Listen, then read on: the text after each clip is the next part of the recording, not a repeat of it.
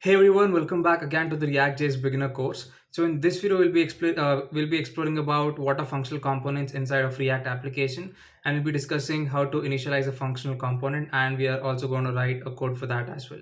So if you find this interesting, let's get started right away. So in the previous video, we went ahead and explored about the app component as well as the JSX part of it. So in today's video, we are going to explore about functional components, as I said. So if you find this interesting, let's get started right away. So the first step is to install some dependencies. Okay, so let me go over here. That is, firstly we need to install something called as ES7 snippets. Okay, this is for React Redux as well as React Native snippets. So this allows you to write faster code as well as cleaner code. And then also I suggest you to install tab 9, that is for autocomplete, as well as IntelliCode, that is this one. Okay, so pretty much install these three and we are good to go. So firstly, let us create a new file. Okay, so press on source folder and select new file, and we are creating a new component, so it should start with a capital letter. Okay, so let us write header.js and then press enter. So if you have installed the ES7 snippets which I told, that is this one. Okay, so if you come back to header.js and then let's type RFCE. So RFC stands for React Functional Component Export. So it gives us the boilerplate code in a very fast way. Okay, so pretty much we're importing React from React, that is the first piece of line. Okay, and then we are initializing a function which has the name of header, and we are returning the JSX, that is a basic div with the name of header, and at the bottom we are exporting our header. Okay, so let us write a message. Let's initialize a p tag, or let's say a h2 tag, and let's give a message which says this is the header part of the web page.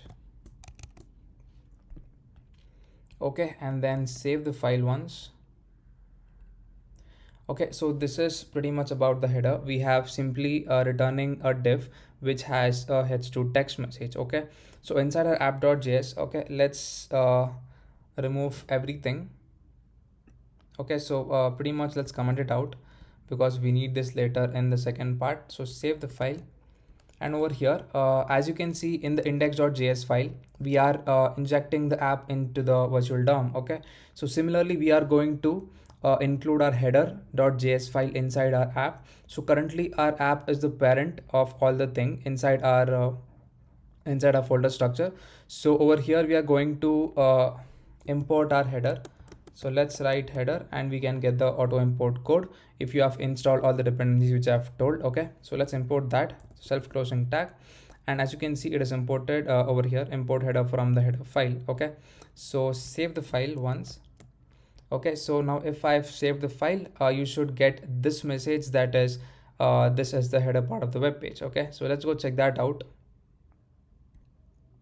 All right, so you can see the message which says this is the header part of the web page. So let's come back to our VS Code and then let us create another file. Okay, let's say body.js, and the starting letter should be capitals. Okay, again let's type RFCE. So RFCE stands for React Functional Export Component. Okay, so save the file.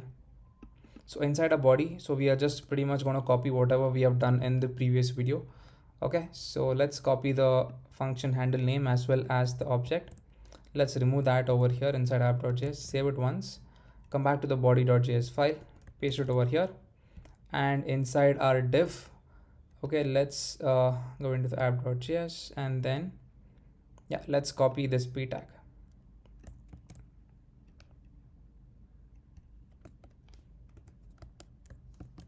Yeah, so pretty much we are calling the function over here with the object. So I've already explained this in the previous video. So we are pretty much returning the first name as well as the last name. I think the space was not working. Let's give it now. Okay, so over here we have only initialized our second functional component, that is body.js. So for it to work, we need to include it inside our app.js. So let's give a message over here which says header component. So this is the way you need to comment it out, okay, to give a message for you to for the better understanding. Okay, let's again do that. So for that you need to write command slash for inside of Mac, I think control slash for Windows. Let's write it as the main component. Okay, so over here we are going to include our second component, that is body. So you can get the auto import over here. So let's just press on that and then close it. So over here at the top you can see we have imported it from the correct file, that is body.js, and then let's save the file. So you should get the name, okay, so with the space that is coming. So your name is Rahul Prabhu. Okay, so this is the header component and this is the second, that is the body component. All right, so next let us also initialize our last component. Okay, let's say the last is always going to be footer. So let's say footer.js. Again, let's write rfce react functional export component. Okay, save the file. Let's give a message of h4 or h3. This is the footer component. Let's also write another message at the bottom. Let's say a p tag, copyright at copy. Is that the way you write C? Okay, let's just write C and then let's give a name.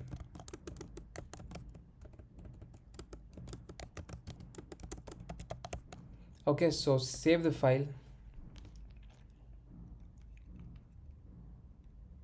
Okay, so nothing is going to be seen because we have only initialized our footer component, but we need to include it inside our app.js for so that we can see whatever we are returning over here. Okay, so let's go back to our app.js and then let's write a message which says footer component, and just after this let us start including it. Okay, so we can see the autocomplete that is coming over here, that is footer. Let's press on that and let's close it. Okay, so over here we have imported it here. Okay, that's the third line, import footer from the footer file, that is here. So save the file. Now let's go check it out.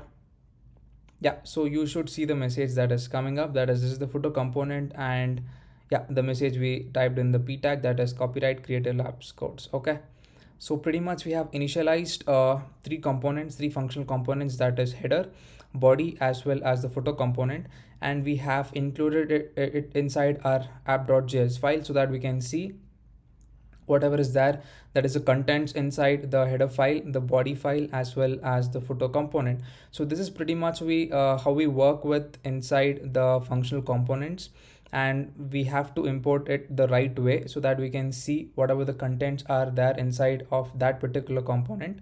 Okay, so I think we have discussed about the functional components, its uses, and how to use it inside of our React application. So I think that's it for this video. Let's see you in the next video, and then thank you for watching.